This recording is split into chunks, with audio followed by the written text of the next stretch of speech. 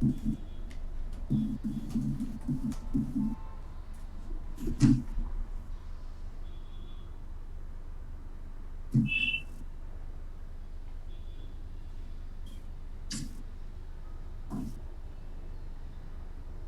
morning, guys.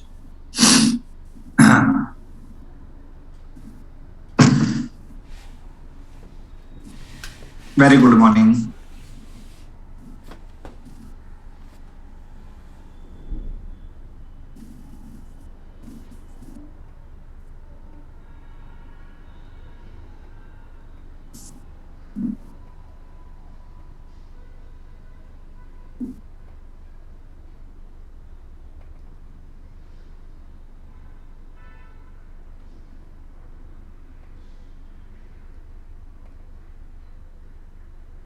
Okay,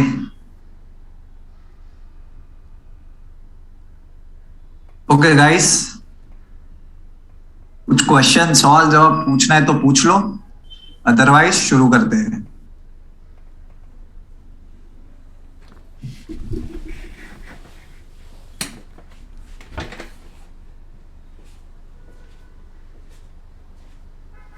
Asian investment infrastructure investment bank, AIIB, Asian infrastructure investment bank.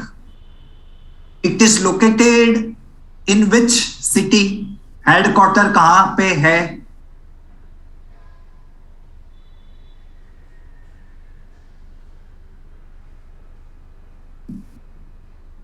If you remember the old lectures and the trick that I remember, तो आपको headquarter याद आ जाएगा. I told you AIIB, Beijing, Beijing, Beijing is the answer. Okay. Can you tell me the name of the new vice president? Who is the new vice president of? Vice president कौन है नए? Very good, Siddhant. He is the RBI governor, ex-RBI governor, who was in charge at the time of demonetization, and his name is Urjit Patel. Urjit Patel, ठीक है? Ex RBI governor Urjit Patel, ठीक है? Very good. चलो आगे चलते हैं.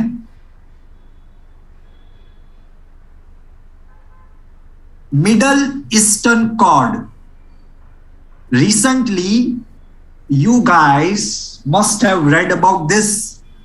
You have to tell me which countries are part of this group.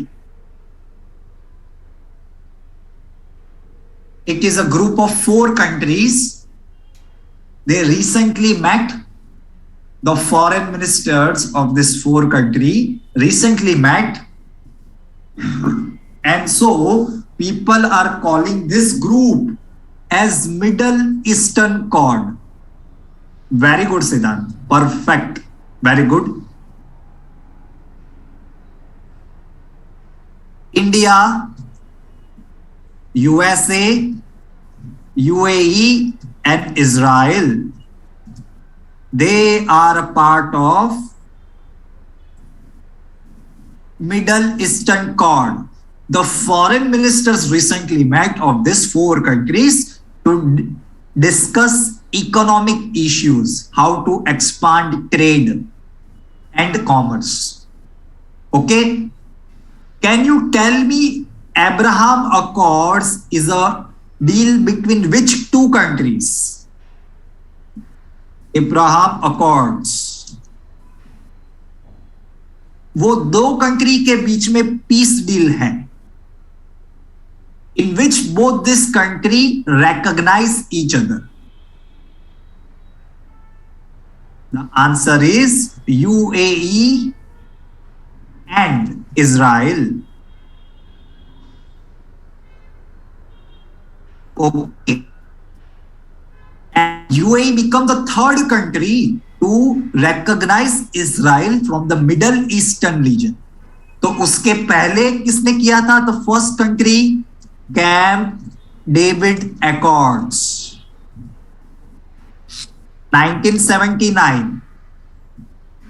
Egypt and Israel. और दूसरा in 1994 between Jordan and Israel. Okay, remember these things, these are important points. ठीक है, लिख लो। This deal was signed in 2020, brokered by USA.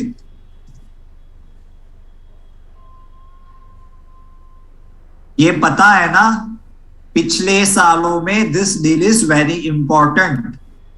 ये joint comprehensive agreement जैसा है which was signed with Iran. इतना important है कि इसके बारे में बार बार मेंशंस न्यूज़पेपर में आते रहते हैं। Accord means any kind of pact. आप किसी के साथ पैक्ट साइन करते हो तो उसे अकॉर्ड भी कहते हैं।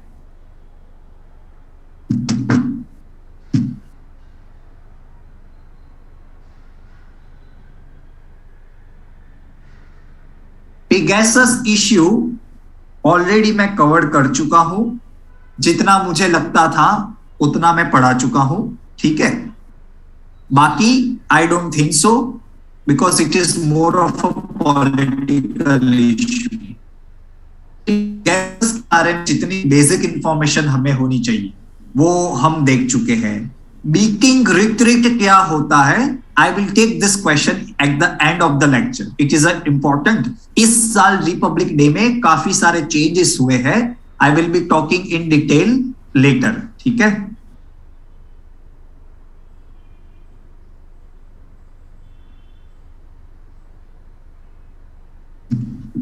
ओके चलो गाइस आगे चलते हैं। Yes, Bahrain, even Bahrain recognizes Israel and Morocco also, ठीक है। लेकिन एब्राहम अकॉर्ड्स की बात करें, then it is a deal between UAE and Israel, okay. But recently these two Arabic countries, Arabic or Middle Eastern countries also recognize Israel, ठीक है। Okay, देखो Pegasus के बारे में I will ask you a question जो मैं पढ़ा चुका हूं तो आपको आना चाहिए। वैसे question I expect on Pegasus. जैसे Pegasus is developed by which firm and it is located in which country? Pegasus कौन सी कंपनी ने बनाया है, उसका नाम, और वो कंपनी कहां की है, उसका नाम, country. The answer is NSO and the country of origin is Israel, ठीक है। ऐसे क्वेश्चंस आएंगे। बाकी सारा आपको पता होना चाहिए that it is a spying software. So basically state violets your privacy under article 21। Rule of law is not followed because spying without a law in place is illegal. So again it will violate Article 14 of the Constitution. ये दो तीन चीजें पता होनी चाहिए, ठीक है। वो मैं ऑलरेडी पढ़ा चुका हूं, ठीक है। पेगासस में काफी डिटेल में मैं पढ़ा चुका हूं, उतना मेरे हिसाब से काफी होगा। तो आप लोग प्रीवियस लेक्चर देख सकते हैं, ठीक है। Okay, let me tell you one thing, आज का लेक्चर थोड़ा सा लोडेड रहेगा बिकॉज बहुत सारे इंपॉर्टेंट टॉपिक्स हैं जो थोड़े डेप्थ में पढ़ने जरूरी है, ठीक है। But they are important government policies, important initiatives, तो थोड़ा ध्यान रखना। It will be a little bit lengthy, ठीक है। लेकिन ध्यान से पहले मेरी बात सुनना, बाद में पढ़ना और लिखना, ठीक है। चलो देखो, टोकोमैक की बात कर रहे हैं। पहले मेरी बात सुन लो, बाद में आराम से पढ़ के लिख देना, ठीक है। Tokamak is also known as artificial sun. देखो, आप लोग न्यूक्लियर एनर्जी समझते हो। न्यूक्लियर एनर्जी क्या होता है? Basically a heavier atom is divided into smaller atoms. एक बड़े एटम को तोड़ा जाता है। So it is called as fission, FISSION। Fusion क्या होता है? दो छोटे एटम्स को एक साथ मर्ज किया जाता है। ये दोनों ही प्रोसेस में एनर्जी प्रोड्यूस होती है, हीट प्रोड्यूस होती है। वो हीट की वजह से आपको बाद में इलेक्ट्रिसिटी मिलती है, ठीक है। बट फ्यूजन को बनाना is a challenging thing. Fusion कहां पे पॉसिबल है? आप जो स्टार्स देखते हो रात को, twinkle twinkle little star, how I wonder what you are, ठीक है। जैसे सन भी एक स्टार है। इन सारे स्टार्स में जो होता है प्रोसेस जिसके कारण इतनी हीट जनरेट होती है, that is because of fusion, ठीक है। तो वैसा सेम फ्यूजन हम अर्थ पे बना रहे हैं, बहुत सारी कंट्रीज बना रही है। उसमें China has already much ahead, doing much good job, okay. तो चाइना का क्या है? टोकोमैक। उसका नाम क्या है? East experimental advance super conducting tokamak. वो पता होना चाहिए। ईस्ट चाइना का। चाइना अकेला बना रहा है? नहीं, साउथ कोरिया का के स्टार करके है, वो भी एक टोकोमैक है। टोकोमैक मतलब any device which performs nuclear fusion. Tokamak का मतलब क्या है? Any kind of device which is doing fusion process, ठीक है। ईस्ट कब ऑपरेशनल हुआ? कब शुरू किया गया था सबसे पहली बार? 2006 में। It replicates the process of nuclear fusion, which is the same reaction that powers the sun. और ये ITER लिखा है, वेरी इंपॉर्टेंट। ये बहुत बड़ा प्रोजेक्ट है, which will becomes the world's largest। ITER जब बनेगा 2035 में, तो वो वर्ल्ड का लार्जेस्ट टोकोमैक फ्यूजन रिएक्टर होगा। तो इतना बड़ा जो हमें बनाना है, उसमें बहुत सारे इंपॉर्टेंट कंट्रीज एक साथ मिलके बना रहे हैं। चाइना, पूरा का पूरा European union, India, Japan, United states, Russia, ठीक है, लिख लो। और चाइना का लार्जेस्ट एंड मोस्ट एडवांस कौन सा है न्यूक्लियर फ्यूजन टोकोमैक? उसका नाम क्या है? HL2M, ठीक है। पता चल रहा है? बाकी सब फैक्चुअल है, आपको सिर्फ न्यूक्लियर फ्यूजन क्या होता है वो पता होना चाहिए, कौन सी कंट्री बना रही है वो पता होना चाहिए। एंड दिस ITER, ये बहुत इंपॉर्टेंट है। ITER कहां पे बना रहे हैं हम? फ्रांस में बना रहे हैं। We are making this experimental tokamak in France, ठीक है। एम क्या है इन सारी सब चीजों का?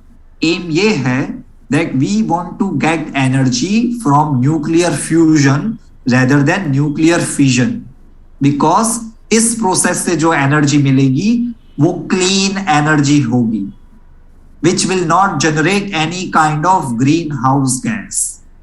So it will help to tackle climate change. This process will give you theoretically unlimited energy like sun. So basically we will have free, nearly cheap and 24/7 availability of clean energy. Nuclear fission से nuclear waste generate होता है। Under this process of fusion no waste is generated. So this is a very advance technology. इसलिए पूरे world में आप देखो, every major country is trying to develop this. Even India is actively participating in this ITER facility. समझ रहे हो everybody? ठीक है। ये जो अभी सन से जो एनर्जी आ रही है अर्थ पे, that is because of nuclear fusion, ठीक है, FUSION, ठीक है। Nuclear waste, radio active waste generate नहीं होता है इस प्रोसेस में, and the energy is free of green house emission.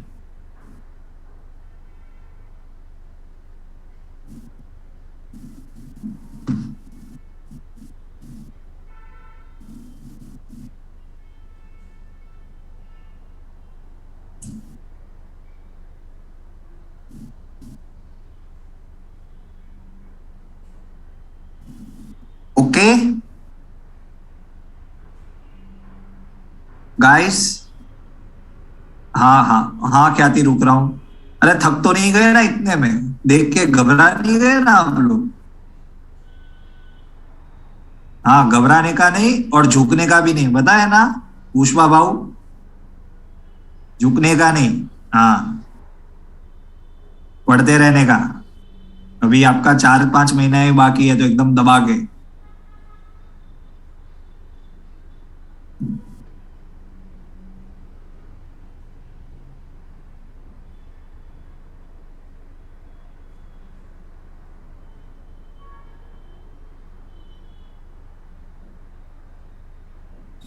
चलो अभी चले आगे।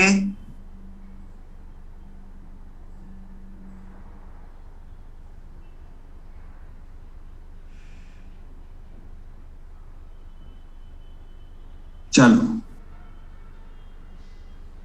ओके,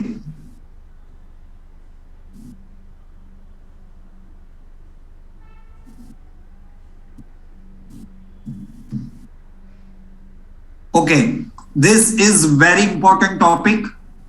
2 स्टार मार्क कर लेना इस बार के लिए। आई गेस आपको पता चलना चाहिए, कि पता चल चुका होगा कि ये टॉपिक कितना इंपॉर्टेंट है अभी, ठीक है। You can understand the gravity of this news. कोई भी चैनल ले लो, कोई भी न्यूज़पेपर ले लो, ठीक है। देखो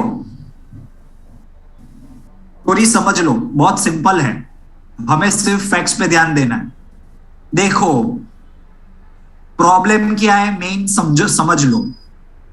eastern Europe, Europe is divided into 2 parts. One is western Europe which is led by USA, and the Eastern Europe which is the sphere of influence of Russia.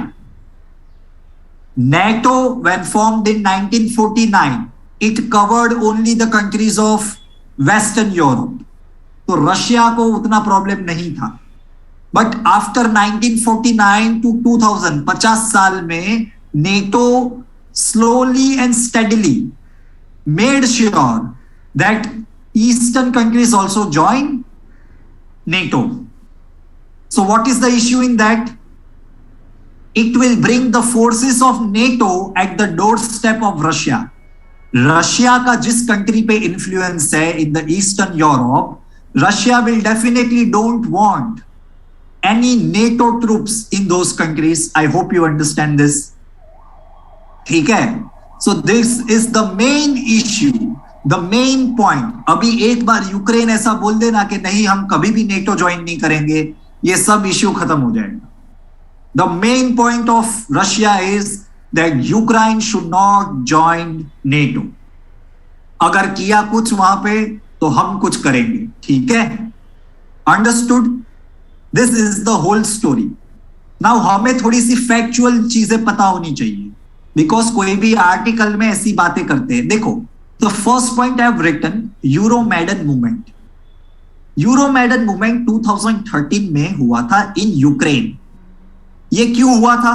Because the president of Ukraine was pro Russia, तो वहां के citizens ने थोड़ा कुछ revolt कर दिया था। तो इस रिवॉल्ट को कहा जाता है Euromaidan movement. Understood? Euromaidan movement कहां पे एसोसिएटेड है? It is associated with Ukraine. तो फिर ये रिवॉल्ट हुआ, then the pro Russian president resigned. तो रशिया ने क्या किया?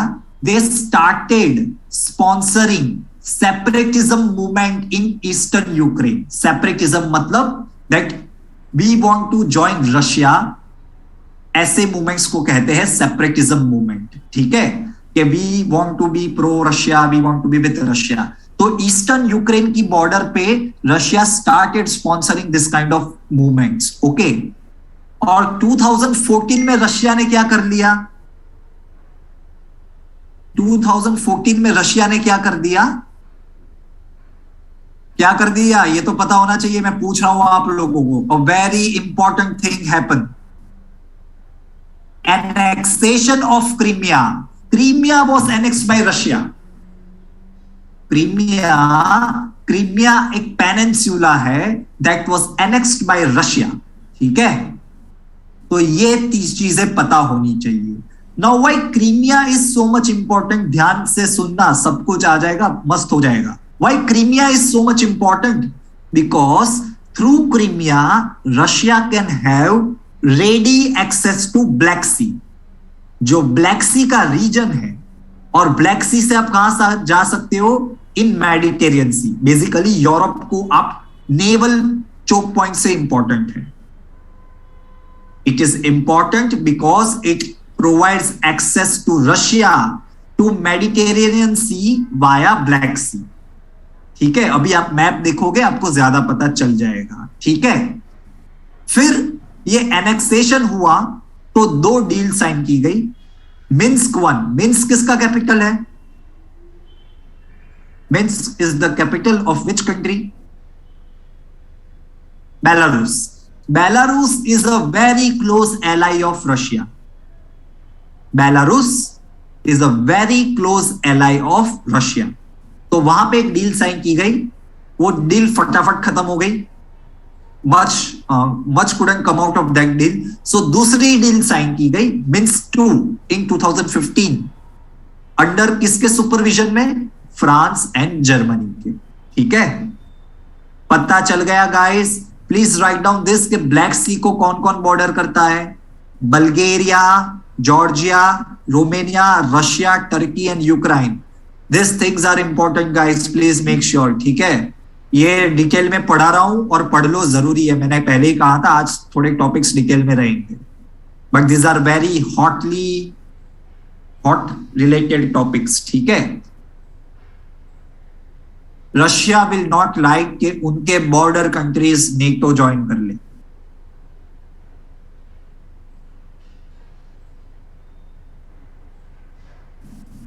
लिख लो फटाफट। So we will go ahead and see the next point.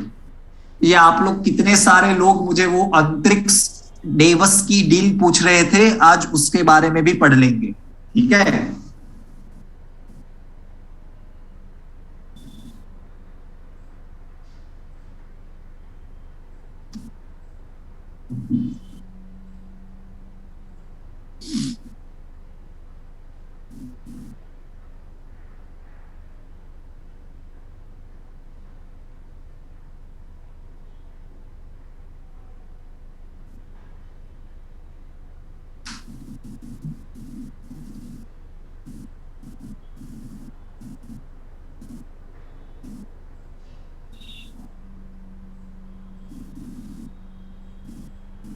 हो गया?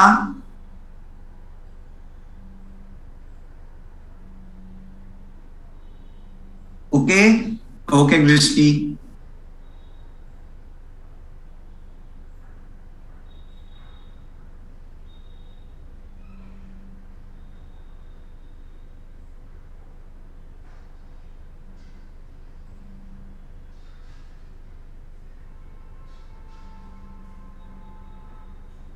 चलो जाए आगे। ख्याति, आई डोंट थिंक सो आपको ज्यादा डिटेल में पढ़ने की नहीं है। जो मैंने पीपीटी में लिखा है उतना भी कर लोगे, पढ़ लोगे और याद रख लोगे। आई थिंक मोस्ट प्रोबेबली आपके सारे क्वेश्चंस हो जाएंगे, ठीक है। बिकॉज उतना फिर क्या है, थोड़ा सा डिटेल में पढ़ना जरूरी होता है। अगर आपको कुछ और पढ़ने को बोलूं तो थोड़ा ज्यादा हो जाएगा। अदरवाइज आप लोग क्या कर सकते हो, you can just right Russia and Ukraine Indian express, 1-2 article पढ़ लो, लेकिन उसमें से ऐसी इंपॉर्टेंट इंफॉर्मेशन लेनी है। जैसे कि यूरोमैडन मूवमेंट कहां पे हुआ था? यूक्रेन में हुआ था। Why? Because the citizens were oppose to a pro Russian president, ठीक है। फिर क्या हुआ? ऐसे सारी चीजें याद रखनी होती है। मिन्स्क 1, मिन्स्क 2, क्रीमिया का एनेक्सेशन कब हुआ, और बेसिकली ब्लैक सी के पास कौन सी कंट्रीज बॉर्डर करती है ब्लैक सी को, ऐसी सारी चीजें थोड़ी देखनी होती है, ठीक है। नेटो के ऊपर अगर बात करेंगे तो नेटो कब फॉर्म हुआ था, 1949 को हुआ था, ठीक है। ऐसे चलो लेट्स गो अहेड, ठीक है चलो। Okay guys, now see this map. Belarus ऊपर है, नीचे कौन है, यहाँ पे बीच में आप देख सकते हो यूक्रेन है। Now Russia annexed this Crimean Peninsula, ठीक है। Russia has one of the few hot water ports in this part of its country. बाकी आप रशिया को मैप में देखो, रशिया के जितने भी पोर्ट्स है दोज आर फ्रोजन पोर्ट्स, ठीक है। But this particular place in the sea of Azov, यहां से black sea, and with the help of black sea Russians can have a direct access to Mediterranean Sea, ठीक है। And that is the reason, one of the prime reason that they annexed Crimean Peninsula, ठीक है। और मैंने आपको last time भी बताया था that after World War II Russia became the first country, European country, जिसने किसी और कंट्री की टेरिटरी को एनेक्स कर लिया है, कैप्चर कर लिया है, ठीक है। अंडरस्टूड। इस मैप में आपको एक और चीज समझने की जरूरत है। अगर आपको क्वेश्चन पूछ ले that Ukraine shares borders with which country, तो आपको पता होना चाहिए Russia, Belarus, Poland, Slovakia, Hungary and Romania, ठीक है।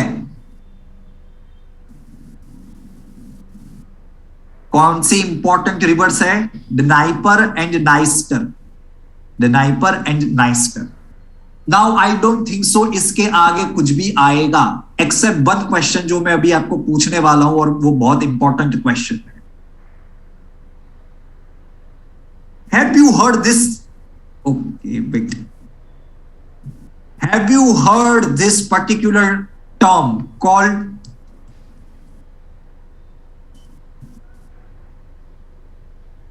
ये सुना है आपने,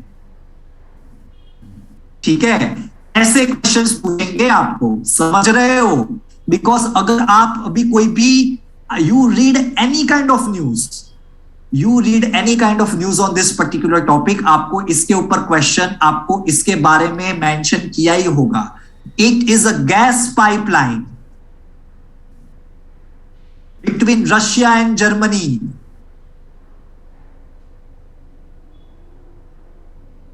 Very important.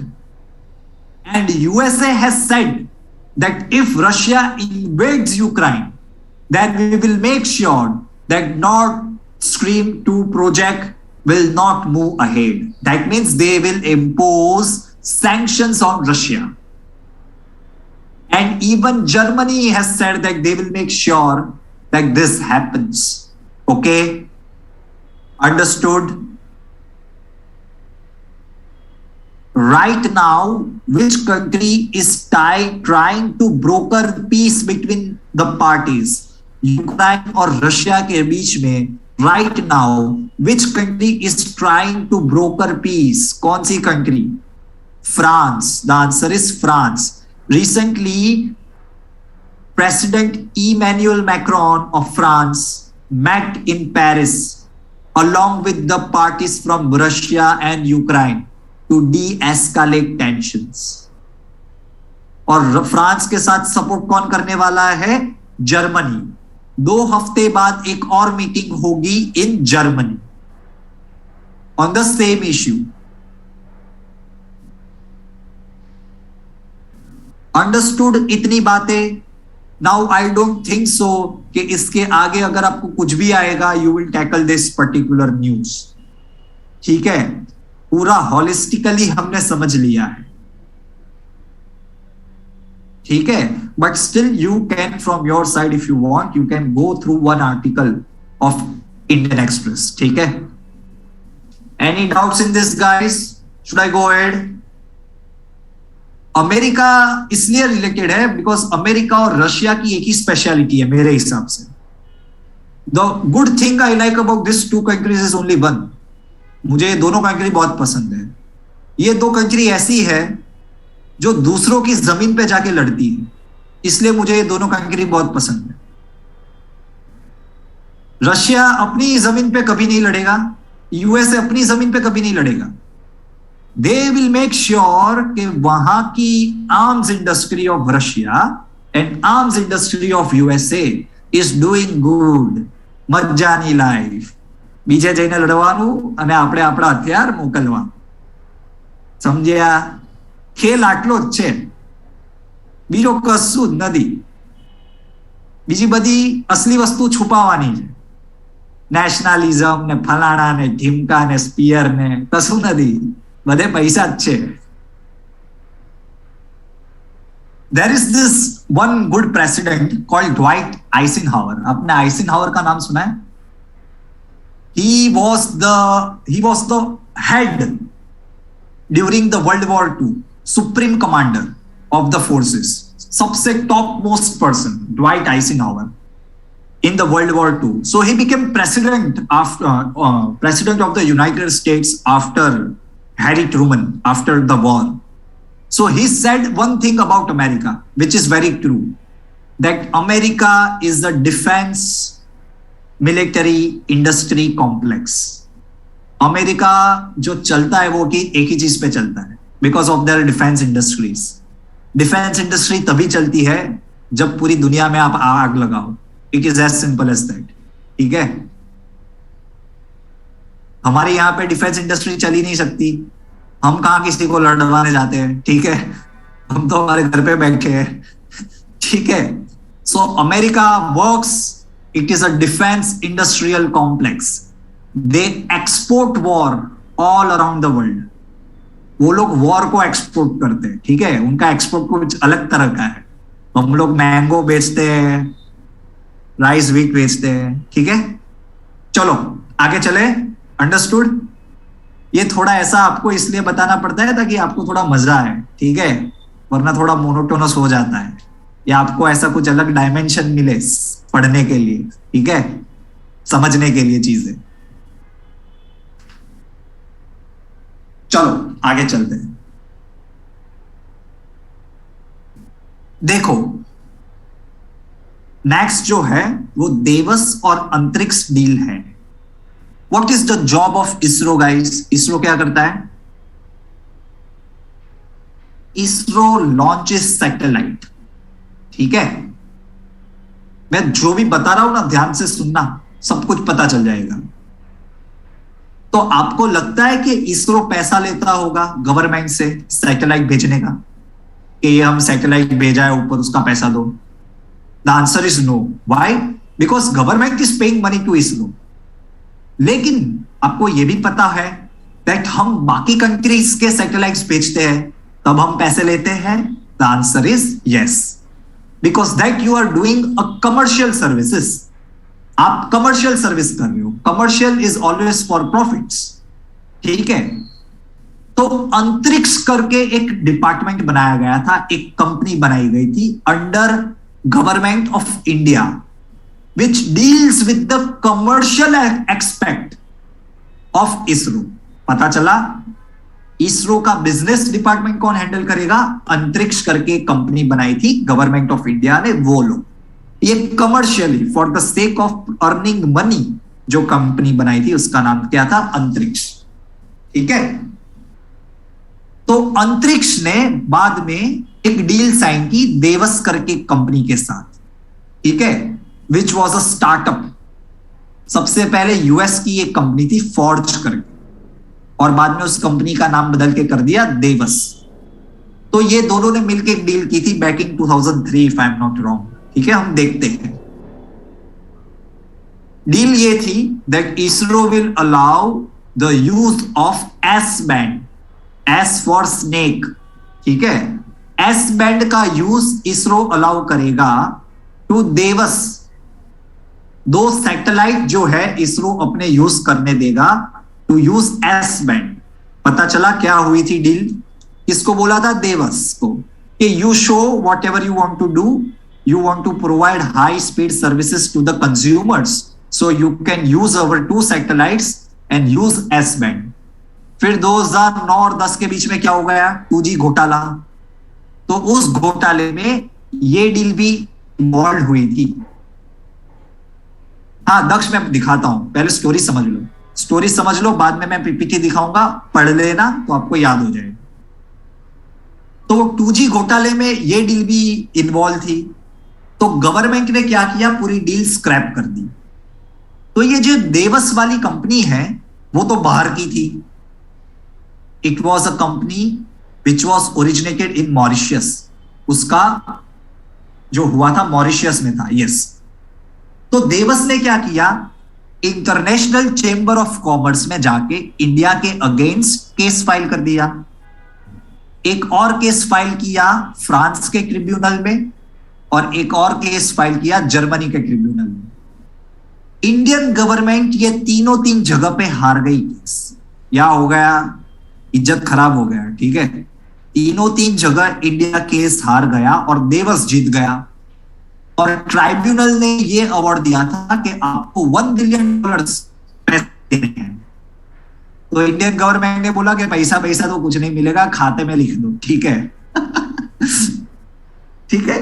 तो व्हाट दिस ट्राइब्यूनल डिड, ये ट्राइब्यूनल ने क्या किया कि they passed a order that Indian government की जो प्रॉपर्टीज है फ्रांस में, कनाडा में, आप उसको बेच लो और जो पैसा मिला है वो ले लो। पता चला क्या हो गया, समझ रहे हो? बस, तो ये स्टोरी है। बदनामी हो गई हमारी काफी ज्यादा। पढ़ लो, ये स्टूडेंट्स मुझे कह रहे थे, आप में से काफी सारे लोग, कि सर ये डील के बारे में पढ़ा लो, तो मैंने सोचा पढ़ा देते। पढ़ लो, आराम से पढ़ लो, इतना वन जो लिखा है ना वही काम का है। आराम से पढ़ लो और लिख लो।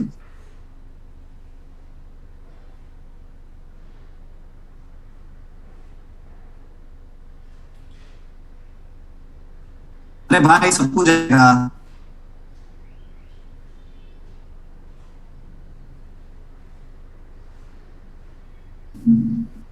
इसके पीछे एक और पीपीटी भी है, दिखाता हूं। हाँ एनसीएलटी, हाँ फिर क्या हुआ, एनसीएलटी नेशनल कंपनी में जाके देवस कंपनी का लिक्विडेशन की गई, and that was finally allowed by NCLT also, ठीक है। A petition was filed to liquidate NCLT and तो वहां पे वो अप्रूव हो गया, and even NCLAT also approved this particular liquidation, ठीक है। एयर इंडिया इंपॉर्टेंट है, अभी एयर इंडिया के बारे में भी आज पढ़ेंगे, ठीक है।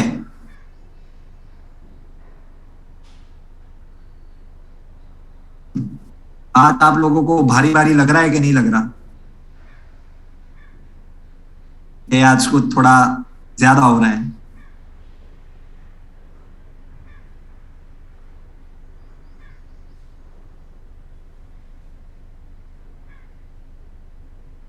इंटरेस्टिंग है, yes this are interesting. Learn with थोड़ा सा इंटरेस्ट तो आपको अच्छा रहेगा, ठीक है। ये आप लोग मुझे पूछना चाहिए कि ये सर बाइलेटरल इन्वेस्ट कृष्णा क्या बाउंसर लगा आपको, आप मुझे बताओ, मैं आपको बताता हूं ना, मतलब चिंता मत करो यार। Okay, which type of question can come from this daily? ISRO leased which spectrum to Devas? The answer will be S band. Which two satellites were dealt by ISRO? Answer will be GSAT-6 and GSAT-6A. ठीक है।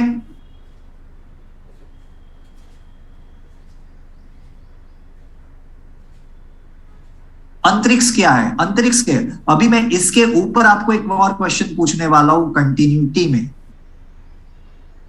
इसरो ने 2 साल पहले, which is a important firm, एक और firm launch की थी in the space department to see this commercial transactions. ये अंतरिक्ष में इतना लफड़ा हो गया इसके लिए, इंस्टीट्यूशन का नाम क्या है? अरे वेरी गुड सिद्धांत, ठीक है। तो ये सारे न्यूज जो होते हैं ना गाइस, वो कंटिन्यूएशन में होते हैं। What is the name of that institution which will promote commercial aspect of ISRO? Please write down NSIL, New Space India Limited. Very good Siddharth. New space India limited, वो अंतरिक्ष का काम करेगा। ये अंतरिक्ष ने इतना लफड़ा कर दिया ना, इसके लिए। ठीक है, okay guys, should I go ahead?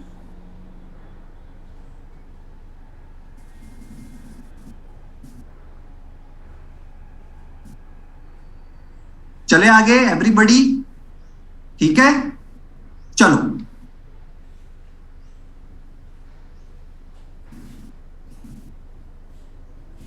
ये सिर्फ वही बातें हैं। देखो गाइस, एस बैंड क्या है, यहां पे वो लिखा है। एस बैंड क्या है? It is an extremely valuable for mobile broadband service. जो एस बैंड वाला स्पेक्ट्रम है वो किसके लिए फेमस है? बिकॉज मोबाइल पे ब्रॉडबैंड सर्विस देने के लिए बहुत ही यूजफुल है। एस बैंड स्पेक्ट्रम को और कौन से नाम से जाना जाता है? 2.5 गीगाहर्ट्ज बैंड। ये फोर्थ जनरेशन टेक्नोलॉजीज। हमारे मोबाइल के ऊपर LTE लिखा हुआ आता है कि नहीं आता है? LTE, long term evolution. ये बैंड उस सारी सर्विसेज को सपोर्ट करता है। पता चला, ये हमारी लाइफ से एसोसिएटेड है।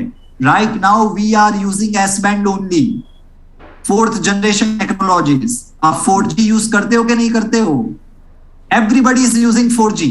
तो वो कौन से बैंड पे काम करता है? S band, 2.5 gigahertz.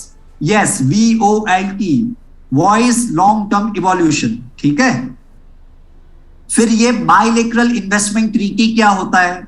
Suppose you are investing in USA और USA की गवर्नमेंट आपके साथ कुछ गलत करती है, but because of a bilateral investment treaty your investment are protected in that particular country. पता चला, अगर यहां पे आज माइक्रोसॉफ्ट इन्वेस्ट करे $1 बिलियन और गवर्नमेंट कुछ उल्टा सीधा कर दे, तो वो गवर्नमेंट नहीं कर सकती है, because there is a bilateral investment treaty जहां पे दो दैट हम लोग इन्वेस्टमेंट को प्रोटेक्ट करेंगे। पता चला बायलेटरल इन्वेस्टमेंट ट्रीटी क्या होता है? मुकेश अंबानी USA में इन्वेस्ट करता है तो उनके इन्वेस्टमेंट सेफ रहे। In the same way, Bill Gates is investing in India, then his investment are safe. उसके लिए साइन की जाती है बायलेटरल इन्वेस्टमेंट ट्रीटी। ठीक है,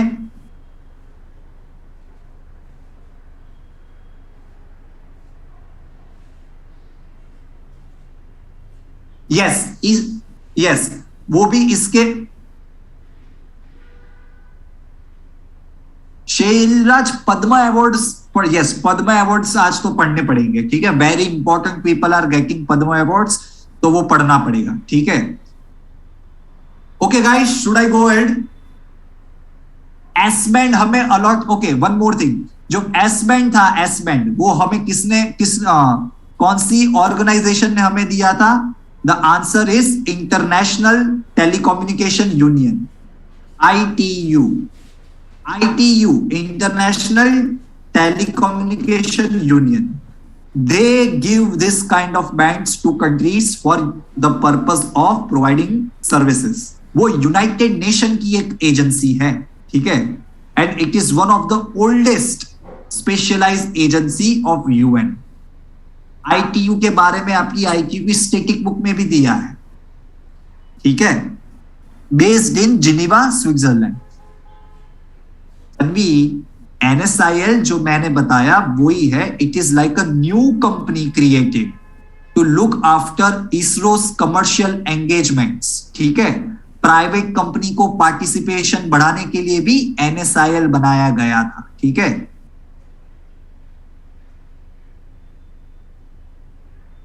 yes, by India only.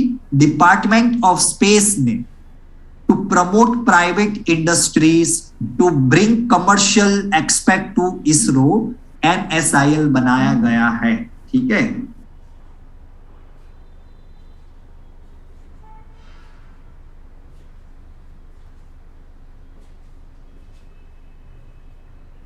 Tirthraj new space India limited ની જ વાત કરું છું, તમે શેની વાત કરો છો?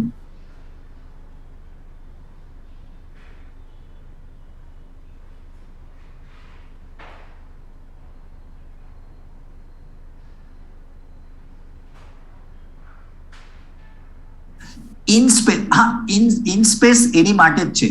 ઇન સ્પેસ બેઝિકલી શું છે? It is two promote private industries participation. ઠીક હે? It is like a single point interference of ISRO to promote private participation. Like L&T वाले को बोलेंगे कि भाई आप कुछ फ्यूल बना दो, कुछ ये विंग बना दो, तो वो सब किसके अंडर करेंगे? इन स्पेस के अंदर. ठीक है? इन स्पेस मैंने पढ़ाया है आपको पहले, आई गेस. करवाया है, नहीं करवाया in space?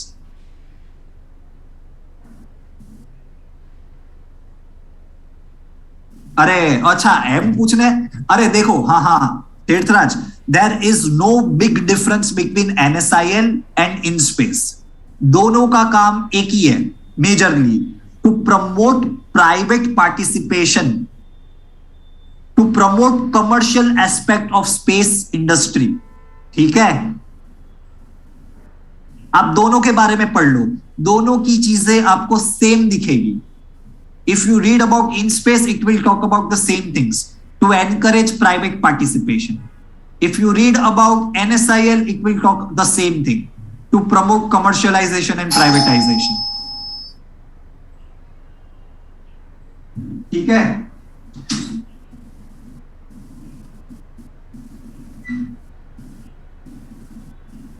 Just a moment, guys.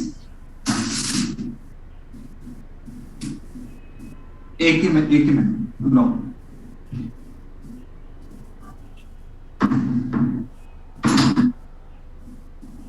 Okay, चलो चले आगे. एवरीबॉडी, सारे डाउट्स क्लियर? चलो. डिजिटल संसद ऐप. देखो गाइस, दो चीजें याद रखना. रिसेंटली क्या हुआ है? राज्यसभा टीवी और लोकसभा टीवी को मर्ज कर दिया है, वो पता है ना, ये मैंने पढ़ाया था. और उसको बोला गया है संसद टीवी. ठीक है? पहले क्या था? राज्यसभा की चैनल अलग थी और लोकसभा की चैनल अलग थी. अब दोनों को मर्ज करके बना दिया है संसद टीवी. ठीक है? और एक एप्लीकेशन भी गवर्नमेंट बनाए, कुछ ना बनाए, लेकिन एप्लीकेशन रोज बनाते हैं. ठीक है? डिजिटल संसद ऐप क्यों बनाया गया है? ताकि every person can stay connected in what is happening in the parliament. जो है, कुछ नहीं होता पार्लियामेंट में. ठीक है? भजिया खाई जे, चाय पीवे जे, मजा नहीं लाइफ. बराबर? चिल्लम चिल्ली. बेसिकली पार्लियामेंट में जो होता है वो आप देख सको, उसके लिए ये बनाया गया है. ठीक है? लाइव प्रोसीडिंग्स दिखाई जाएगी आपको, बजट सेशन भी आप देख सकोगे. ठीक है? और आपको सारे बजट्स के डेटा फ्रॉम 1947 यहां से आपको मिलेंगे. ठीक है? So basically to promote parliamentary proceedings ये एप्लीकेशन बनाई गई है. अंडरस्टूड?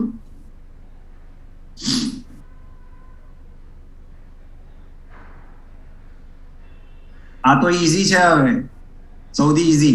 समझ पड़ी गई? Everybody?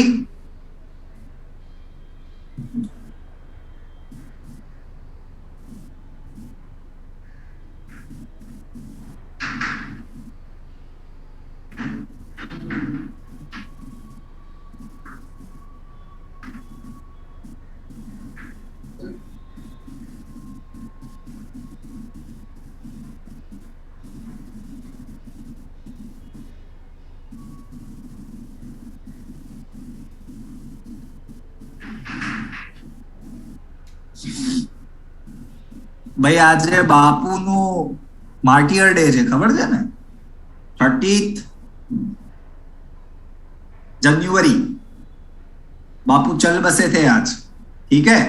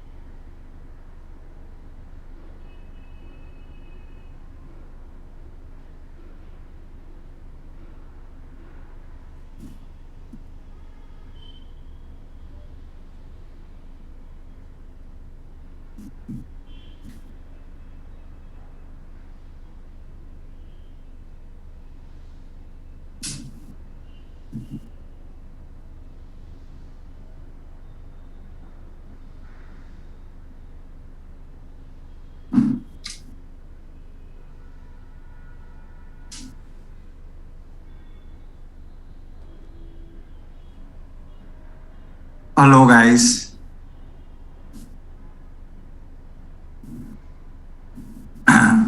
ઓકે, અચ્છા ચલો આ થઈ ગયું. જઈએ આગળ. Done with this everybody. Okay ચલો.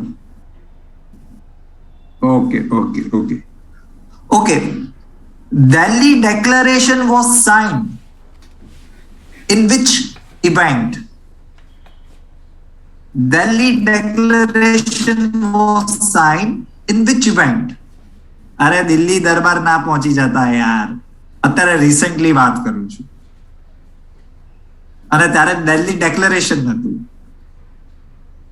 It was third Central Asia Dialogue.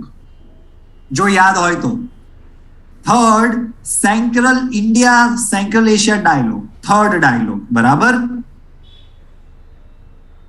ચલો તો recently if you have seen newspaper તો પ્રાઇમ મિનિસ્ટર નો ફોટો હતો and it was written first virtual summit with Central Asian countries. What I am trying to do here that there is a difference between summit and dialogue. સમજ્યા? Summit વસ્તુ અલગ છે, dialog વસ્તુ અલગ છે. We already had 3 dialogues with Central Asian countries, but for the first time a summit level meeting with Central Asian countries was held. Understood? For the first time a Central Asian summit level meeting between Prime Minister and his counterparts was held recently. Let's see. Central Asia Summit.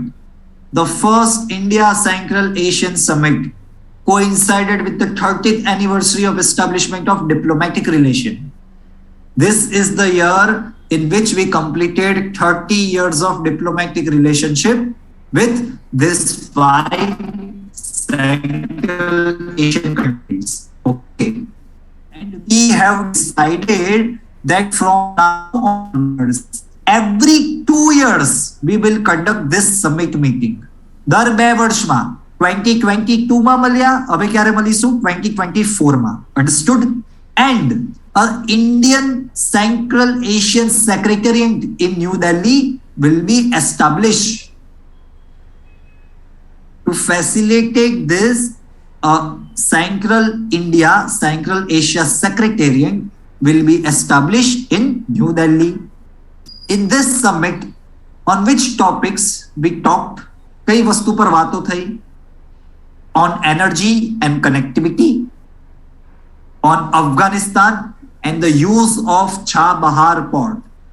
Chabahar port is located in which country? Last time पूरा CLAT के ऊपर question पूछे थे.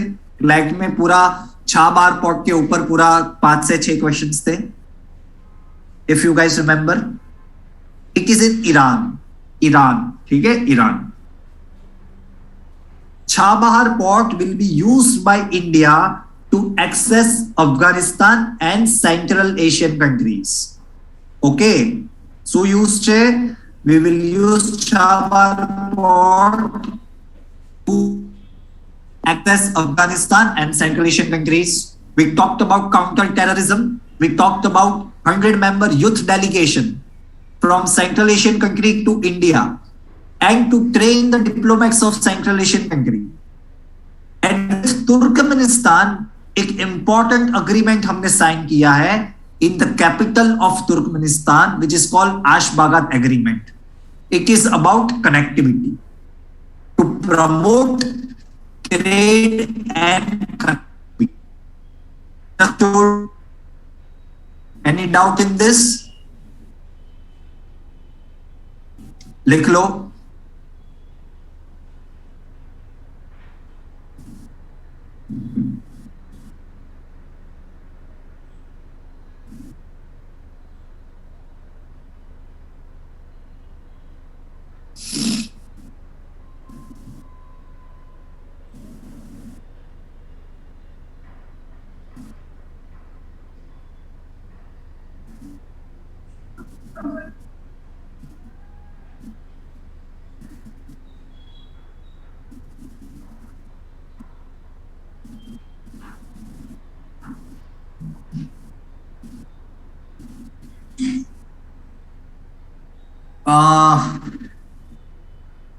included.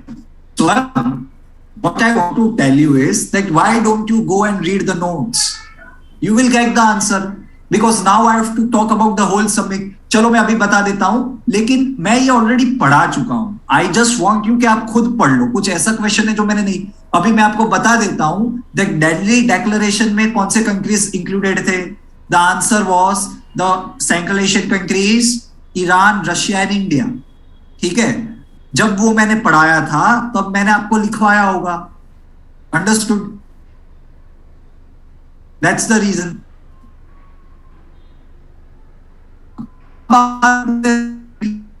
करना मुश्किल होगा.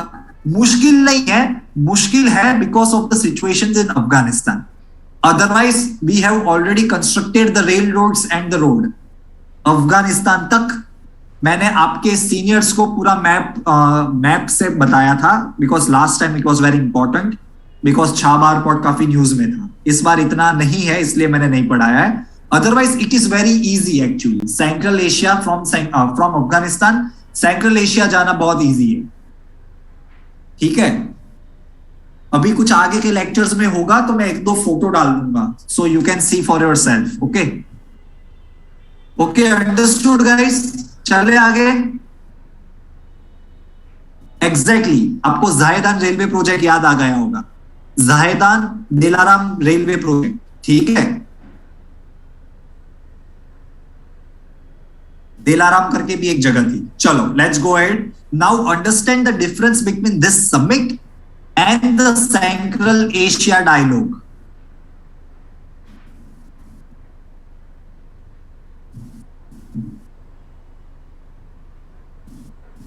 Okay, see ministerial level dialogue है between India and the 5 countries, Central Asian countries. Understood. And all these countries are part of SCO except Turkmenistan. Now what I am trying to show here, जो summit level meeting होती है guys, कहीं पे भी summit लिखा हो, SUMMIT, that means it is the highest level of relation. Why? Because यहाँ पे प्राइम मिनिस्टर मोदी दूसरे सारे उनके काउंटर पार्ट से बात करते हैं. अंडरस्टूड. अभी हमने पढ़ा था इंडिया रशिया समिट, तो उसमें क्या हुआ था? Prime Minister Modi, he himself hosted President Putin. Understood? और ये एक डायलॉग है किसके बीच में? Between the ministers. दोनों के बीच का डिफरेंस समझ लेना, कोई गलती ना हो. ठीक है, लिख लो. Then we will go ahead.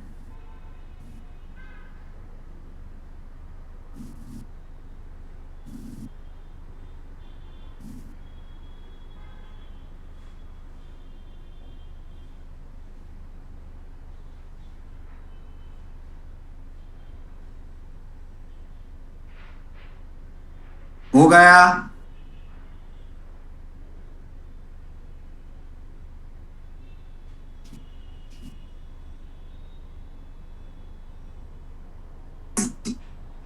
Understood?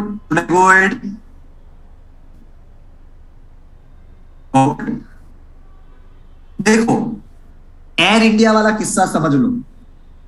सिर्फ फैक्चुअल याद रखना है कि कब फॉर्म हुई थी, क्या नाम था, फिर वो पब्लिक हो गई, पब्लिक कंपनी बनाया उसे, तब क्या नाम हुआ उसका, फिर गवर्नमेंट ने जब प्राइवेटाइज किया तब क्या हुआ. ये सारे फैक्ट्स याद रखने हैं. आप लोगों को पता तो होगा कि now finally air India is back with Tatas. Understood. लेकिन उसकी हिस्ट्री, कुछ सिग्निफिकेंट मूवमेंट्स हमें पता होना चाहिए. वो ये फोटो उठा के लिए आपके लिए लाया हूं, फटाफट देख लो. 1932 में क्या हुआ, 1946 में क्या हुआ, 48 में क्या हुआ, 53 में क्या हुआ, और 2007.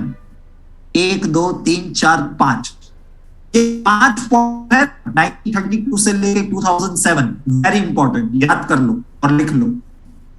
ये पूरी स्टोरी है. ठीक है, इतना पढ़ लोगे आपका सारा काम हो गया. अंडरस्टूड. इससे ज्यादा एयर इंडिया के बारे में कुछ मत पढ़ना. ओके, लेकिन इतना पढ़ लो.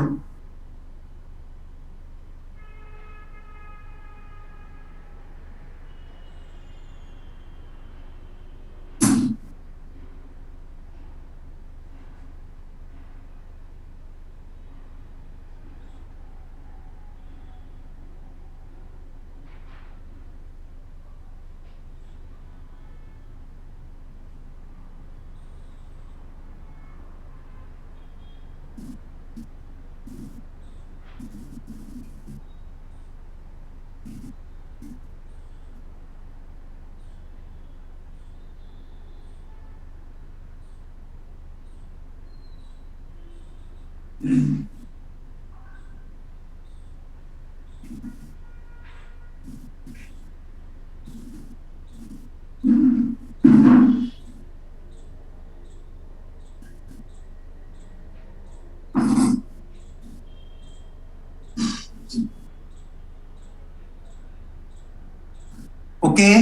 हो गया, चले आगे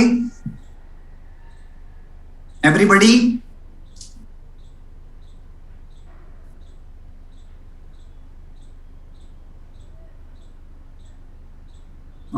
देखो, मैं बता देता हूं कुछ टर्म्स।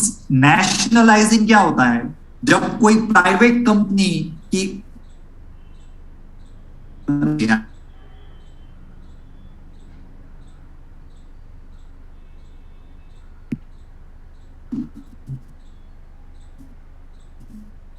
ओके गाइस, नेशनल, हाँ हाँ, नेशनलाइजिंग क्या होता है, ध्यान से सुनिए।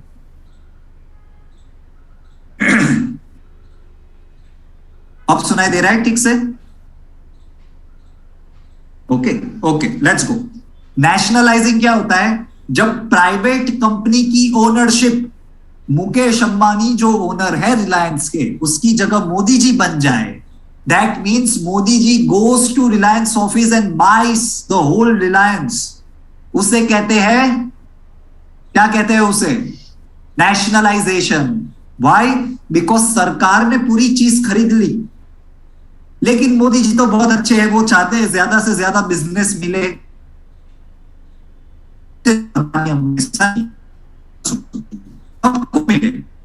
तो वो क्या करेंगे? किसी कंपनी में वो बोलेंगे कि मैं मेरी ओनरशिप किसी और को देना चाहता हूं। लेकिन आप ओनर तभी हो सकते हो जब आपके पास 51% से ज्यादा शेयर्स हो। ठीक है? तभी आपके पास मैनेजमेंट का कंट्रोल आएगा। ओनरशिप मतलब क्या? मैनेजमेंट कंट्रोल होना चाहिए। तो जब अगर 51% शेयर्स या उससे ज्यादा गवर्नमेंट किसी प्राइवेट पर्सन को दे देती है, प्राइवेट ऑर्गेनाइजेशन को दे देती है, तो उसे कहते हैं स्ट्रेटेजिक डिसइन्वेस्टमेंट। क्या कहते हैं? Strategic disinvestment. इसका मतलब क्या है? कि पूरा का पूरा मैनेजमेंट किसी प्राइवेट पर्सन को दे देना, इसे कहते हैं स्ट्रेटेजिक डिसइन्वेस्टमेंट।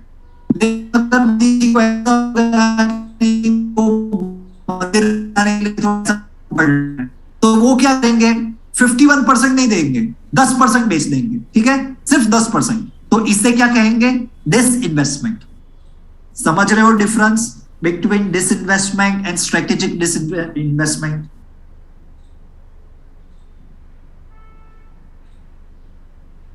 स्ट्रेटेजिक डिसइन्वेस्टमेंट मतलब पूरी की पूरी ओनरशिप, पूरी की पूरी नहीं, सॉरी,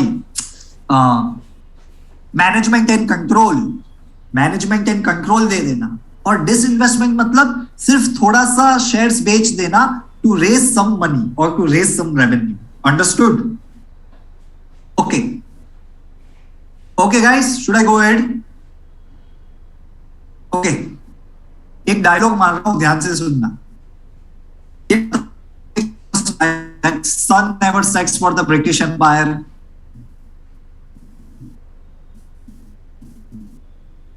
अरे भैया, आवाज आ रही है ठीक से?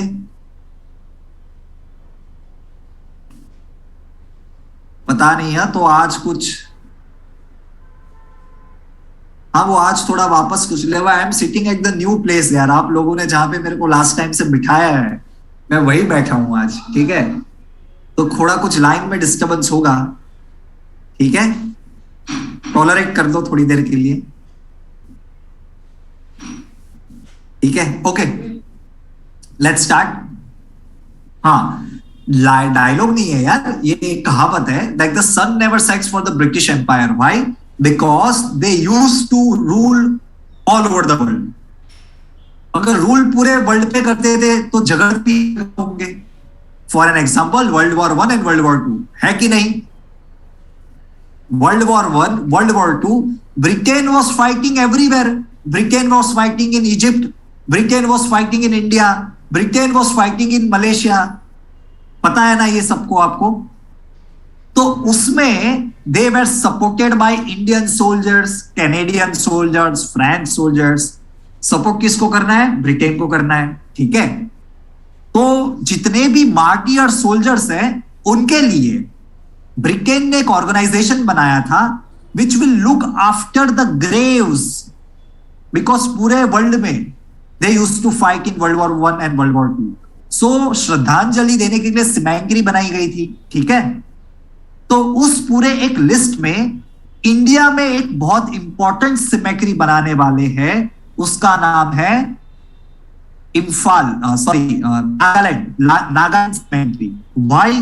Because one of the most bloodiest battle of world war 2 was fought in India, in north east India, जिसे कहते हैं battle of Imphal and battle of Nagaland, ठीक है। तो देख लेते हैं क्या स्टोरी है, देख लो।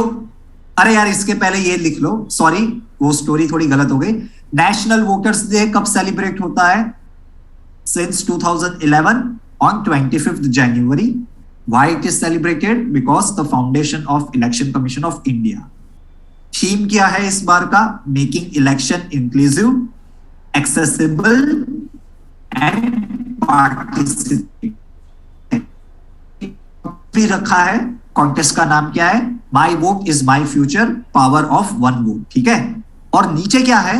ये दो तरह की जनरल्स और अवार्ड्स है जो इलेक्शन कमीशन पब्लिश करते हैं। Leap of faith, journey of India election, pledging a vote, ठीक है, लिख लो। नेशनल अवार्ड्स भी दिए जाएंगे 25 जनवरी को on national voters day for the best electoral practices for the year 2001 and 2002। Factual है, लिख लो।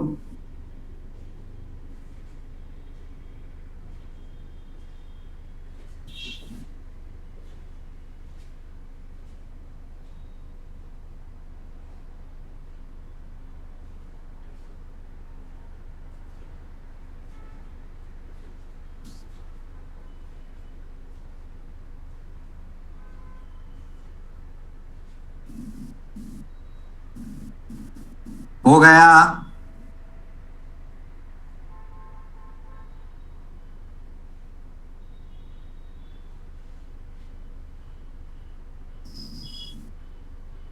Everybody, should I go ahead? Okay, चलो लेट्स गो।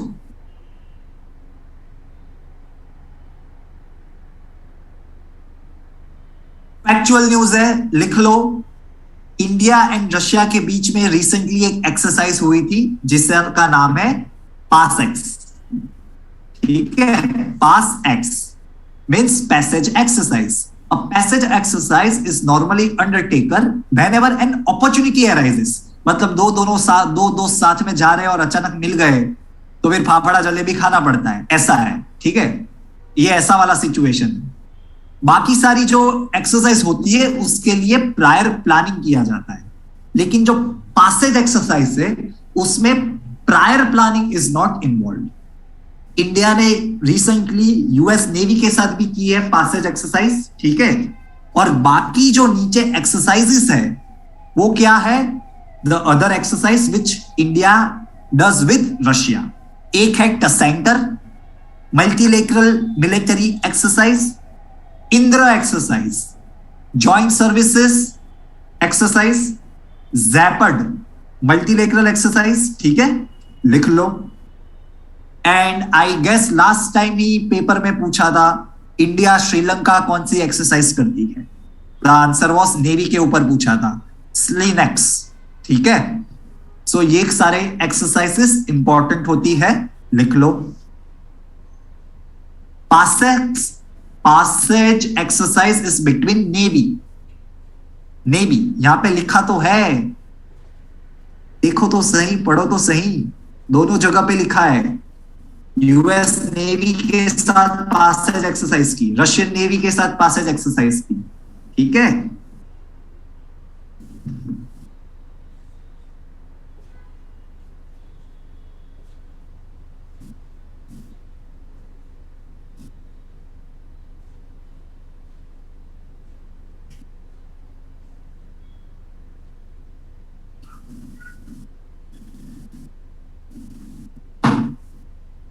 हो गया।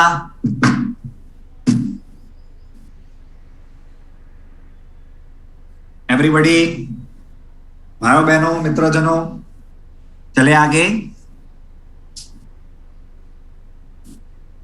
अरे तीर्थराज जल्दी लगे दोस्त, બ્રેકફાસ્ટ થયો નથી લાગતો આજે જેઠાલાલ સ્ટેજ.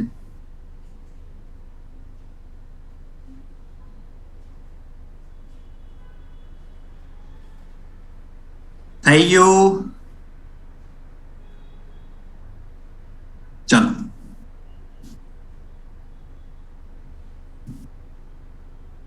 पराक्रम दिवस कब सेलिब्रेट किया जाता है?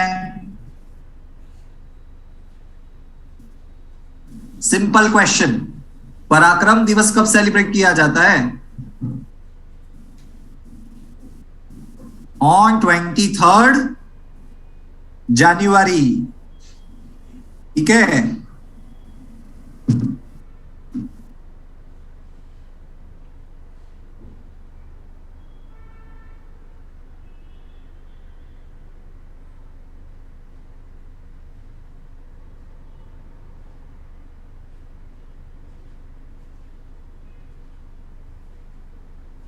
Subhash Chandra Bose formed these two organizations called Free India Center and Indian Legion in Berlin, Germany.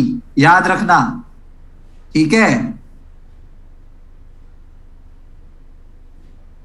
Also, Azad Hind Radio was sponsored by Germany. ठीक है, याद है ना? आजाद हिंद रेडियो. अंडरस्टूड?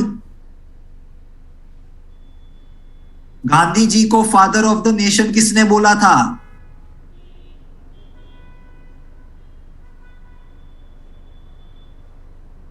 सुभाष चंद्र बोस. ठीक है, ये आजाद हिंद रेडियो के ऊपर ही बोला था उन्होंने. And one more thing, Indian National Army, Subhash Chandra Bose के ही was the like second in command. Actually में जब Indian National Army already form हो चुकी थी तो उसका वो किसके अंडर फॉर्म हुई थी पहले? मोहन सिंह. वेरी गुड सिद्धांत, इंपॉर्टेंट थिंग टू रिमेंबर. फिर जब नेताजी वहां पे आए तब नेताजी के ऊपर ट्रांसफर कर दिया गया the responsibilities of Indian National army.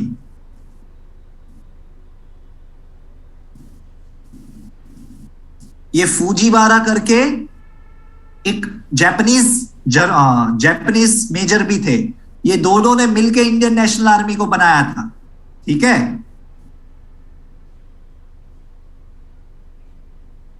चलो हो गया. चले आगे. ये याद रखना, ये आप लोग पढ़ोगे नहीं, उस दिन थोड़ा मुझे ये सब पढ़ाना था. ठीक है, मैंने बोला है सुभाष चंद्र बोस इंपॉर्टेंट है इस साल. और वन मोर थिंग, रिसेंटली उनका एक स्टैच्यू बनाने का मोदी जी ने बोला है, पता है ना, 28 फीट का.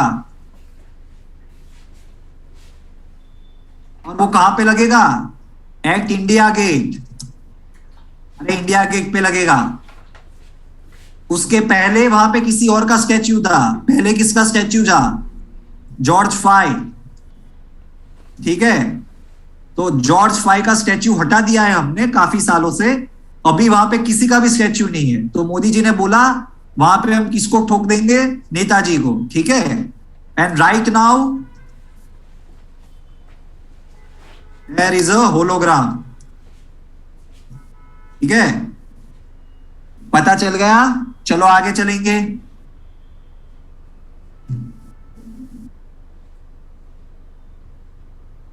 फैक्चुअल है, लिख लो. National Girl Child Day. और थीम क्या है मुझे बताओ?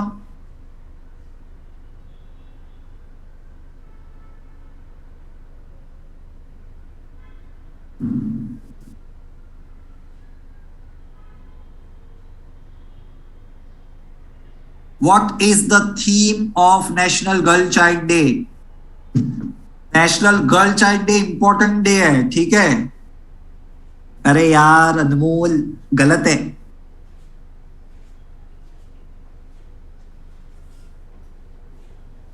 क्या यार, भूल गए आप लोग यार, पढ़ा नहीं क्या ये?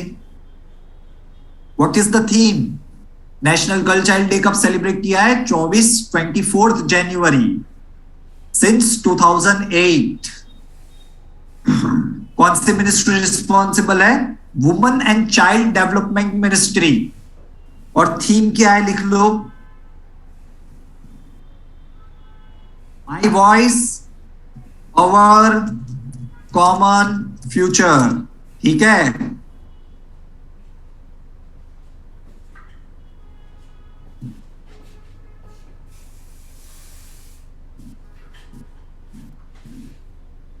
हो गया।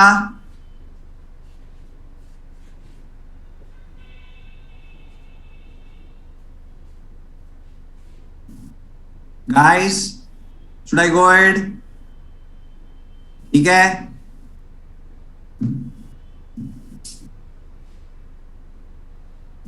चलो आगे।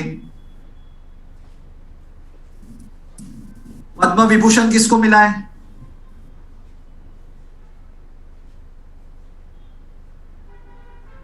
मैं लिख रहा हूं, आप लोग फटाफट लिख लो।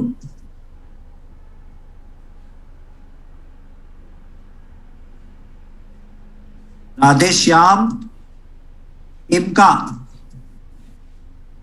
ठीक है, लिटरेचर।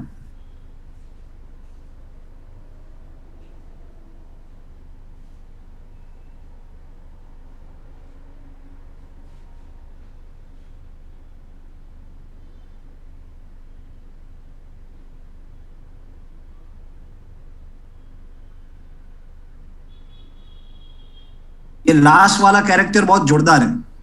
ये मोदी जी ने पद्म विभूषण क्यों दिया? भारत रत्न ही दे देते। ये यूपी के सीएम है, जब बाबरी मस्जिद को तोड़ा था। ठीक है, ये मतलब गलत कर दिया इनके साथ यार। आई गेस, आई होप आपको पता होगा, मैं सार्काज़म में बता रहा हूं। I don't understand why he is getting Padma Vibhushan at the first place. ठीक है, बट चलो कोई बात नहीं। These are all given at the mercy of the and at the whims of the politicians। ठीक है, तो वैसे ही इन सब चीजों का कोई मतलब नहीं है। ठीक है गाइस, पद्म विभूषण हो गया।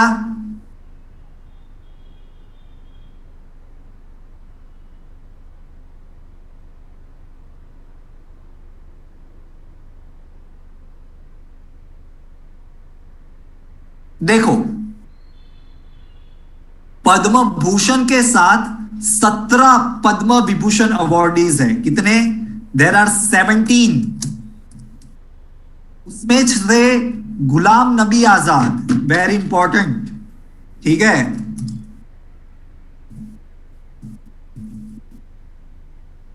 Public affairs. ठीक है, सुंदर पिचाई एंड सत्या नादेला। ठीक है, सिर्फ पैसा बाहर कमाते हैं, माइक्रोसॉफ्ट को बढ़ाते हैं, लेकिन इंडियन तो अवार्ड दे ही देगा। ठीक है, सुंदर पिचाई गूगल पूरे दुनिया में चले उसका काम करता है, लेकिन अवार्ड हम आपको भारत का दे देंगे, विद पद्म भूषण विभूषण सब कुछ देंगे। ठीक है, थोड़े से जोरदार है हम लोग। ठीक है, एक अच्छे इंसान को दिया है, वो मुझे पसंद आया, साइरस पुनवाला। ठीक है, ये अच्छा इंसान है, यहां पे ही रहता है, यहां पे वैक्सीन बनाता है, यहां पे सबको देता है। ठीक है, तो इसको मिलना चाहिए।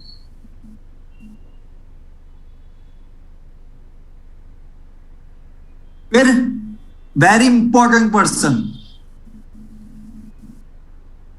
राजीव महर्षि। ठीक है, ये कौन है?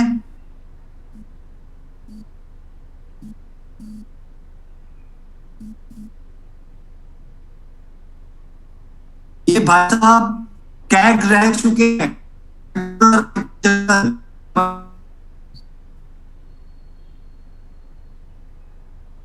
CAG CAG CAG. ठीक है,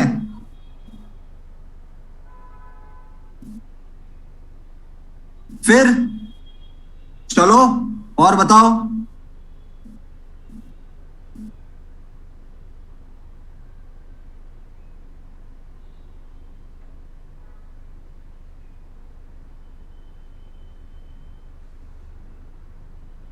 गाइस फिर और कोई पता है आपको?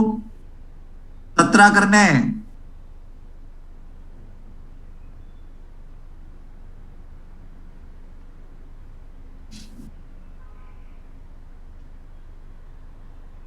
स्वामी सच्चिदानंद, ठीक है।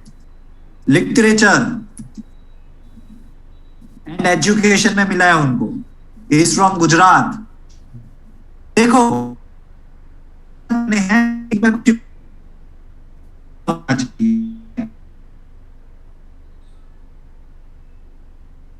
दूसरा N Chandrasekaran,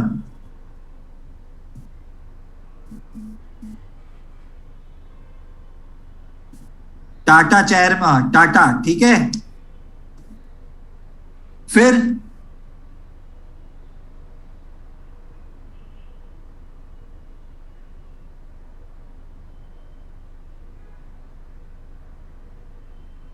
Neeraj Chopra is a Padmashri award, ठीक है। तो अभी रहने दो। ओके गाइस, अभी इतना लिख लो, ठीक है। आगे चले, बाकी कुछ होगा तो नेक्स्ट टाइम पढ़ा देंगे, क्योंकि एक साथ 17 याद रखोगे थोड़ा दिक्कत हो जाएगी, ठीक है। मैंने तो लिखा हुआ पढ़ा है मेरे पास लिस्ट, लेकिन आप लोग आज इतना ही रखो, ठीक है। आगे चले।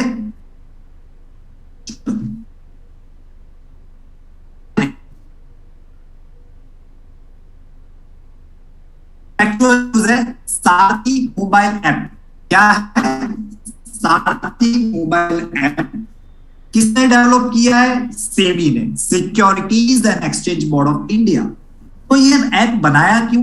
Basically to create awareness among investor about the basic concepts of security market. ये हर्षद मेहता का शो किसी बच्चे ने देख लिया 11th स्टैंडर्ड में, तो उसको रातों रात हर्षद मेहता बनने का सपना आ जाएगा। तो वो ऐसा कुछ कांड ना करे, उसके लिए ये मैप, ये एप्लीकेशन बनाई गई है, ठीक है। गैलेंट्री अवार्ड्स भी पढ़ने पड़ेंगे, ऑफ कोर्स पढ़ने पड़ेंगे। और गैलेंट्री अवार्ड हम पढ़ भी चुके हैं एक्चुअली, ठीक है। If you guys remember in the previous lectures,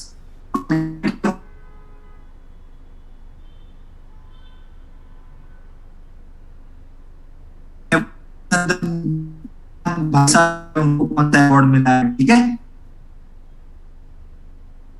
and remember that SEBI is a statutory body. Statutory body मतलब it is form under an act of government in 1992। SEBI is an exchange board of India, ठीक है।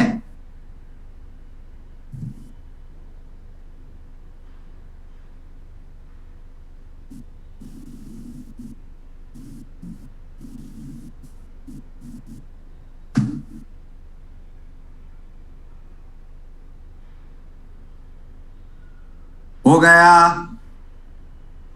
Guys, चले आगे।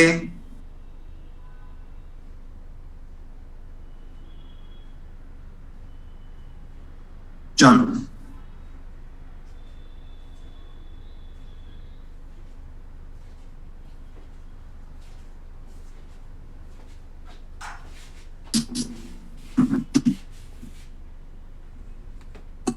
ये जो मैंने आपको बताया वही है। कॉमनवेल्थ का मतलब तो समझते हो, it is associated with UK. Commonwealth war grave commission, this commission look after all the sanctuary created in the honor of soldiers who lost their life in World War I and World War II. India is also a member of this commission. Very important to understand. India भी member है। 1917 में जब form हुआ था तब इसका नाम क्या था? Imperial war Graves commission. और 1960 में उसका नाम कर दिया गया Commonwealth war Graves commission. Headquarter कहां पे है? Made head UK. World war one और वर्ल्ड वॉर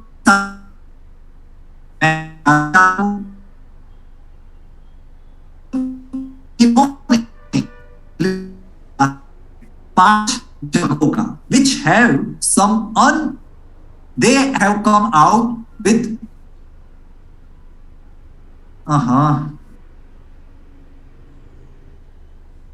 कोई बात नहीं, ये जो लिखा है मैं वही पढ़ रहा हूं। that they have come out with a list of 5 places which have some unusual features.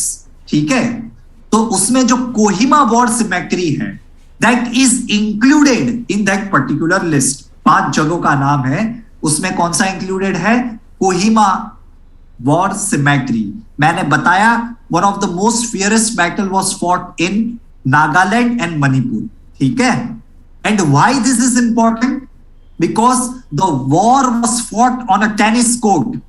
समझ रहे हो? जो war हुई थी in that was fought on a tennis court. समझ रहे हो? Understood?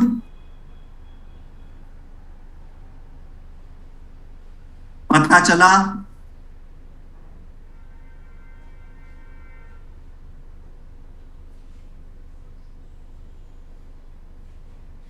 The unusual feature about this particular place is that it was fought on a tennis court.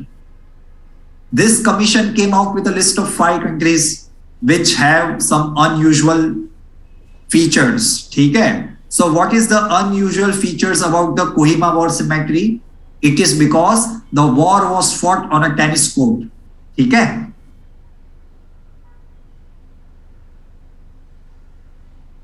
आप में से किसी ने सुभाष चंद्र बोस का पिक्चर नहीं देखा ना, इसलिए आपको ये नहीं पता.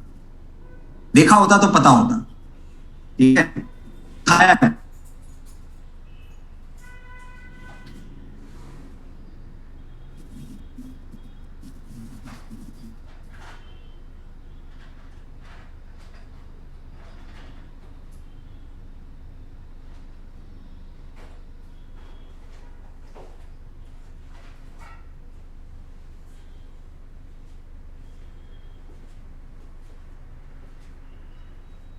Understood?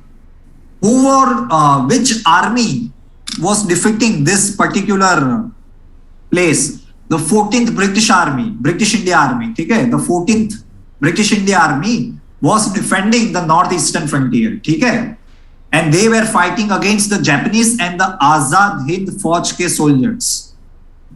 Understood? चलो, let's go ahead. Do you remember last year आपको नेशनल ह्यूमन राइट्स कमीशन के ऊपर भी क्वेश्चंस पूछे थे?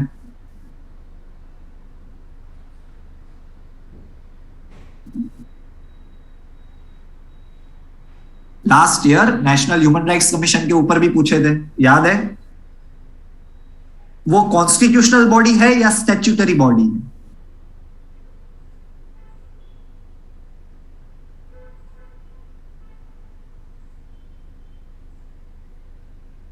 Okay, very good. Please remember, it is a statutory body. It is not the constitutional body. National Human Rights Commission was formed in 1992 under an act. उसके साथ ही एक important organisation form की गई थी, नेशनल कमीशन फॉर वुमेन. तो वो भी एक स्टैट्यूटरी बॉडी है. तो उसके बारे में आपको कुछ आइडियाज होने चाहिए that national commission for women क्या करता है. ठीक है, सिर्फ पढ़ लो, मेरे समझाने की जरूरत नहीं है. आप लोग पढ़ लोगे, आपको अपने आप पता चल जाएगा. ठीक है,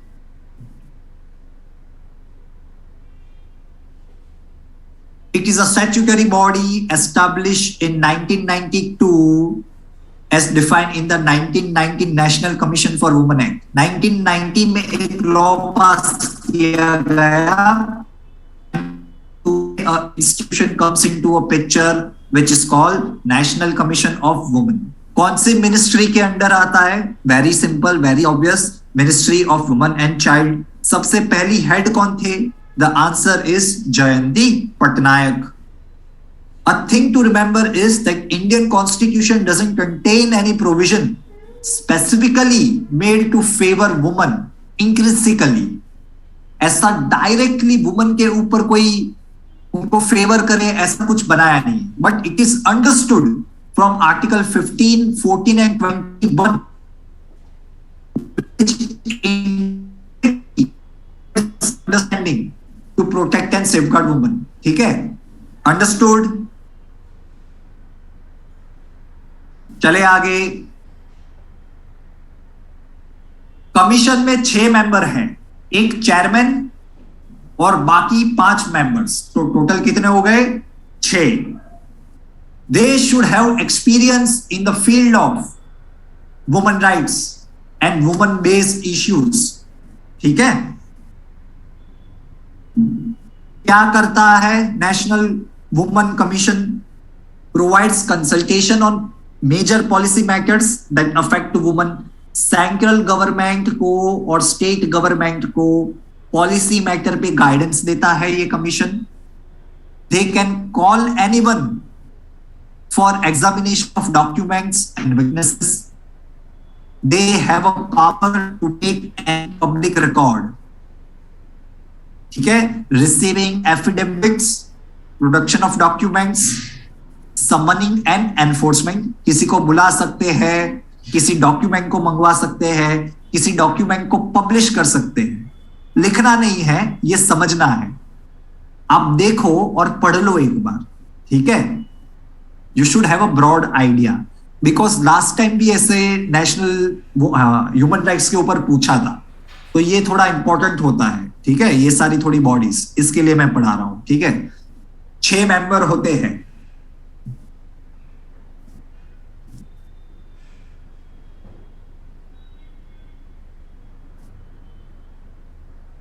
फंक्शन क्या करना है? दैट कॉन्स्टिट्यूशन में जो प्रोविजंस दिए हैं फॉर वुमेन, कुछ लॉस बनाए हैं for women, they are working well और नॉट। इफ नॉट, देन क्या प्रॉब्लम है? ह्यूमन राइट्स वायलेट हो रहे हैं, उसके रिगार्डिंग केसेस नोट करना। ठीक है, पढ़ लो, समझ लो। ठीक है,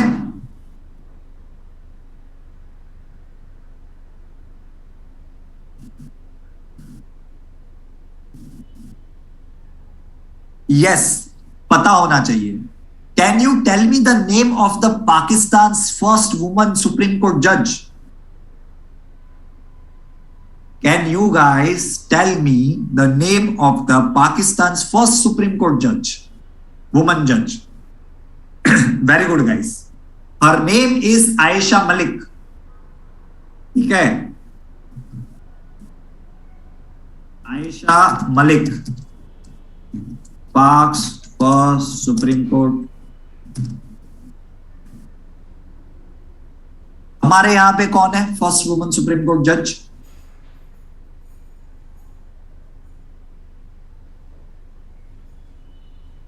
जस्टिस फातिमा बीवी।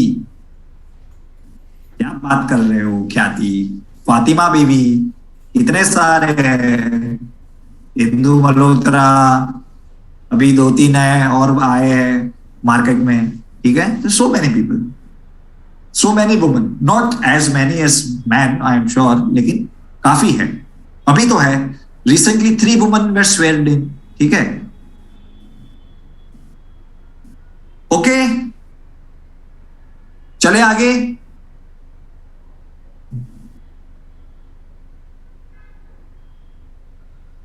ये नेक्स्ट टाइम के लिए रखते हैं, एक ही न्यूज बाकी है, लेकिन काफी टाइम जाएगा। ठीक है, so let us keep that particular news for the next time. ठीक है, अंडरस्टूड?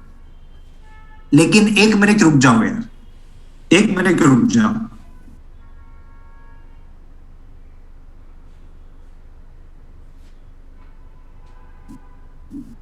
हाँ, एक क्वेश्चन है।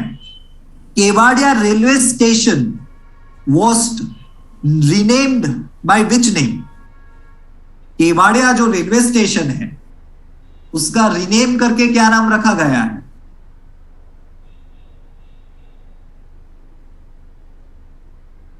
वेरी गुड, अनमोल। सिर्फ अनमोल ने आंसर दिया है, श्रुत गलत है आपका आंसर। ये देखो, आपको एक छोटी सी चीज पढ़ाई थी 2-3 हफ्ते पहले।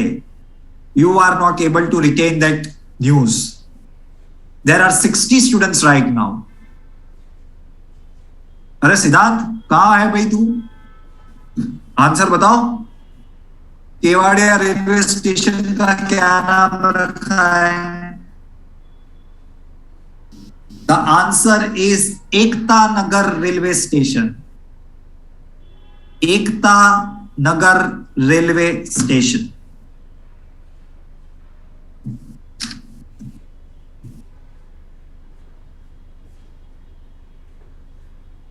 ठीक है। Which film got the Golden Globe Award 2022 for best film? Golden Globe 2022 best film. Which movie? Very good guys, very good. The Power of Dog. ठीक है, कुछ पावर नहीं है, इंजेक्शन लेने पड़ते हैं, ठीक है, अपना पावर निकल जाता है।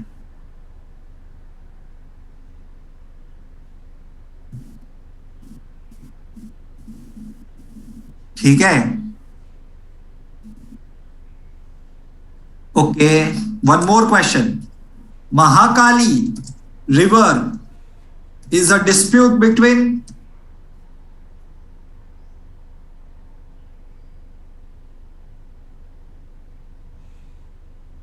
Mahakali river is a dispute between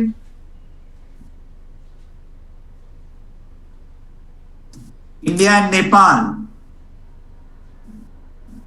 and Mahakali river is known as river Sharda in India. ठीक है, ये एक्चुअली नेक्स्ट टाइम पढ़ेंगे, ये काफी इंपॉर्टेंट है, इंडिया नेपाल रिलेशन, तो नेक्स्ट टाइम पढ़ेंगे। ठीक है, चलो आज के लिए जय Shri Krishna. Can I show you the 15 slide?